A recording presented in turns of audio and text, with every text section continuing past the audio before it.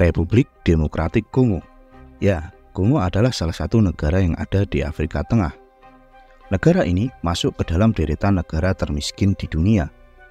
Itu bisa dilihat dari PDB per kapita rata-rata yang ada di negara itu. Hanya di angka $550 per kapita. Negara yang juga dikenal dengan RDK ini sebenarnya memiliki sumber daya alam yang cukup melimpah. Yang perlu kalian ketahui, Republik Demokratik Kongo memiliki tambang kobal terbesar di dunia. Apa itu kobal? Kobal adalah merupakan logam material utama sebagai bahan dasar untuk menyusun baterai. Ya, baterai adalah salah satu barang yang sangat bermanfaat bagi kehidupan manusia. Mendukung penyimpanan daya yang dibutuhkan untuk perangkat elektronik. Selain baterai ponsel dan juga laptop yang kita gunakan sehari-hari, ada juga kebutuhan baterai untuk kendaraan listrik, baik mobil listrik, skuter, maupun sepeda listrik. Dalam beberapa tahun terakhir, tren kendaraan listrik semakin naik. Dianggap kendaraan masa depan yang lebih hemat energi dan juga lebih aman tanpa polusi. Tentunya, permintaan pasar dunia terhadap kobal ini akan terus meningkat dalam beberapa tahun ke depan. Namun di balik produksi kendaraan listrik yang berkembang pesat saat ini, ada kehidupan menyedihkan ratusan ribu penambang kobal di negara Kongo.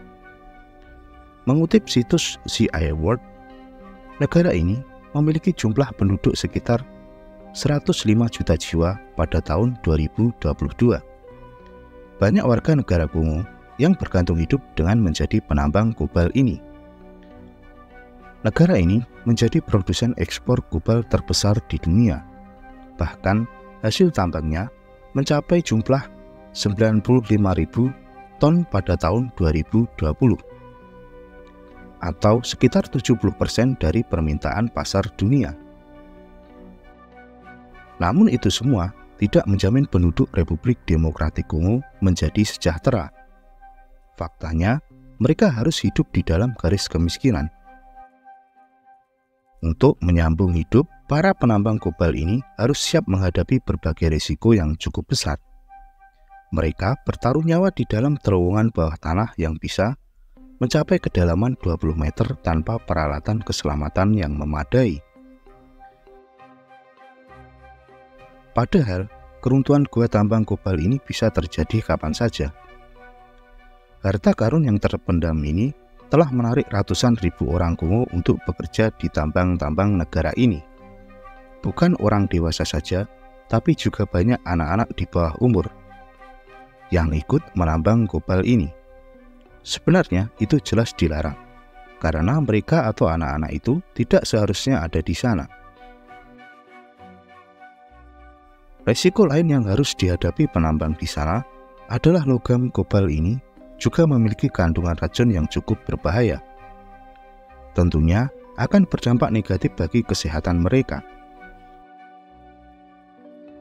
Namun hal itu seakan dihiraukan atau memang tidak ada pilihan lain untuk mereka terus melakukan pekerjaan ini untuk bertahan hidup.